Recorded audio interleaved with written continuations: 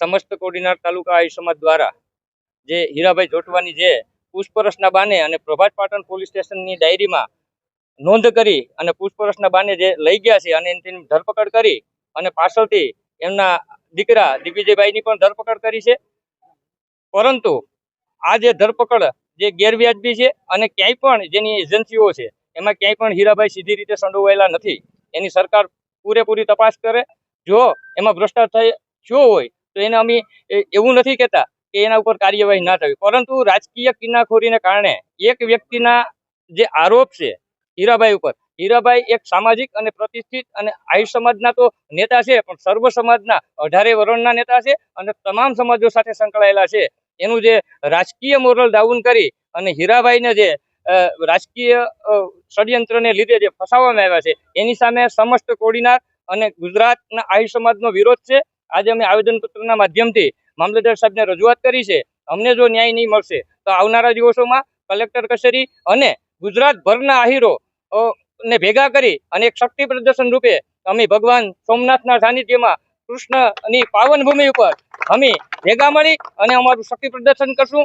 જય કૃષ્ણ, જય માધવ. આજે આવેદન અમારા સમાજના આહિર સમાજના અગ્રગણી આગેવાન ભાઈ શ્રી હીરાભાઈ જોટવાની જે પોલીસ દ્વારા ભરૂચ પોલીસ દ્વારા જે ધરપકડ કરેલી છે તે ધરપકડ અયોગ્ય અને ખોટી થઈ છે.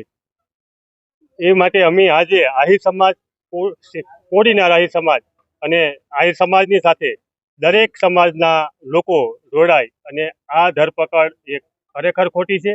અને જે કોઈ પણ ગુનો અને જે કોઈ પણ કૃત્યમાં જે હીરાભાઈની વિરુદ્ધમાં ફરિયાદ થઈ છે તે આજે અમે એવું માનીએ છીએ કે ખરેખર ખોટી સાબિતી છે. એ બાબતે અમે આજે આવેદન મામલતદારશ્રીના કોડીનાર મામલતદારશ્રીમાં આપેલું છે. આ જે ધરપકડ થઈ ગયા પછીથી યોગ્ય કાર્યવાહી હીરાભાઈ ઉપર પ્રોપર એનો ટૂંકમાં ન્યાય નહીં મળે તો આગળના સમયમાં અમે આહિર સમાજ તેમજ દરેક સમાજને સાથે રાખી અને હીરાભાઈને ન્યાય આપવા માટે ગાંધી સિંધિયા માર્ગે અમે આગળ વધશું અને કાર્યવાહી કરશું.